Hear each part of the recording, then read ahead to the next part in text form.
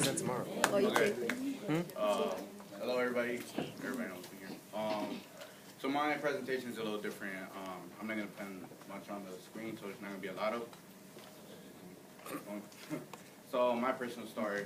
My personal story is weird. I've had a lot of encounters with mental health myself.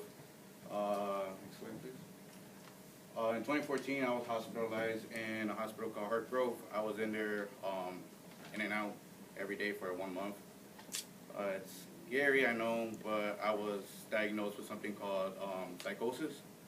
It's a disease where I hear voices in my head and see stuff that aren't there, really. I control it. I ignore them in school. It's just little stuff that takes me off and makes my day even more harder than it is already. So, yeah, next one.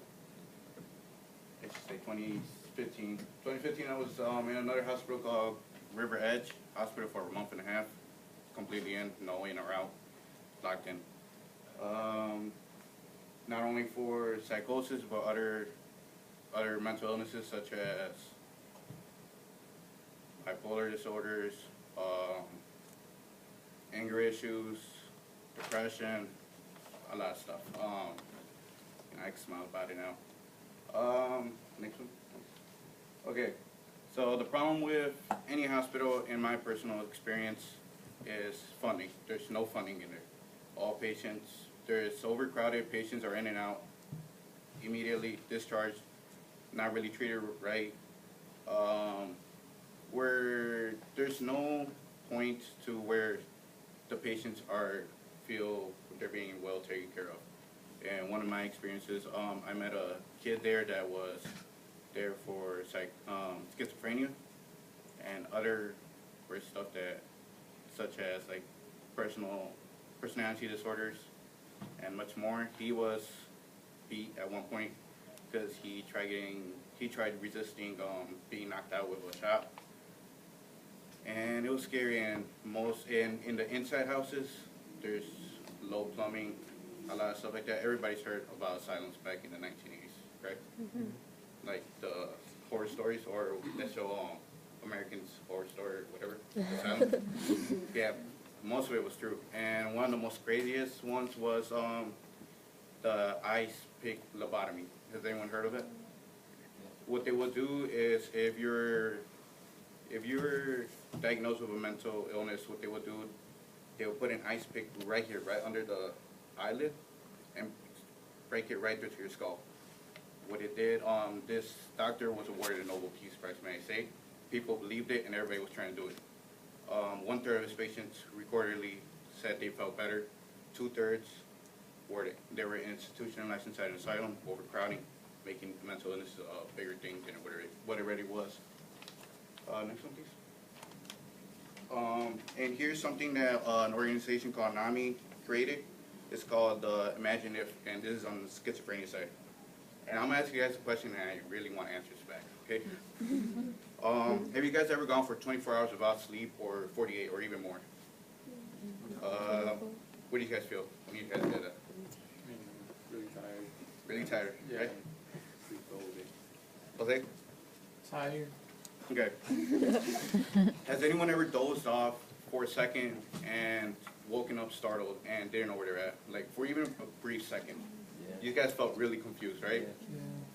Yeah. Okay. Have you guys ever lost an item of yours and seriously did not know where it went? Yes. Yeah. All the time.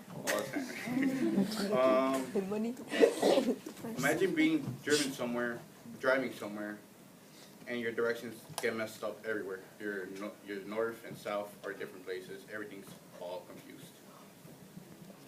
No? Well, have you guys ever had a song in your head all day just bothering you? Mm-hmm. Like, Yes. just have to mumble it out or something. Yes. Okay. Imagine that times 4 on a schizophrenic person, where it's every day, just hearing voices in your head. You don't know where you're at. Every few seconds you're waking up somewhere else. You don't know where you're going. Have you guys, it's mostly on the rail line or on the subway stations, have you guys ever seen someone talking to themselves? Yeah. Real loud? And I have this thing for my solution. My solution is not really a solution. Mental illness is really, there's no other way but just helping someone. So, and help me pass this out. Go.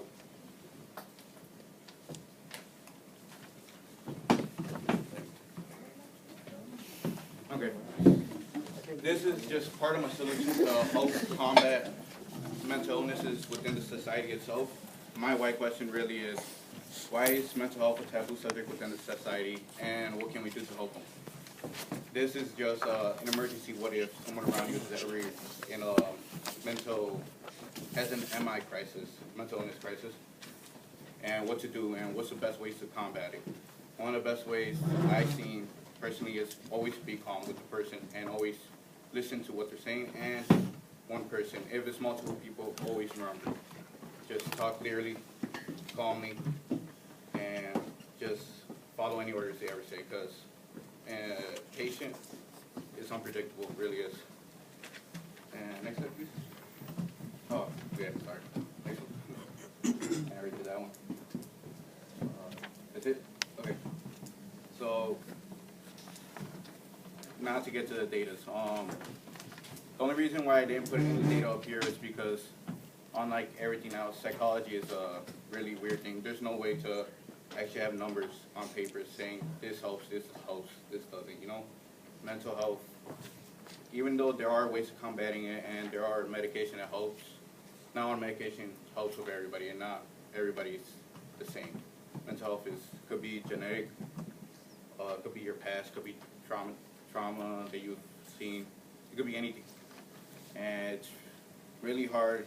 Within my research, I saw that most hospitals don't have numbers on papers because there's no actual way to see is your illness going away. Like a scar, you can see when the scar is healing up. Mental illness is all in the head. You can't really see anything. So on a business standpoint, nobody wants to fund it, because how you know it's actually going to work? It's actually going to help. Which is why there's organizations such as NAMI that helps with advocating for it and helping people out. I myself am part of it. Don't really advocate, but just because I just do it on the side. But yeah, that's my presentation right there.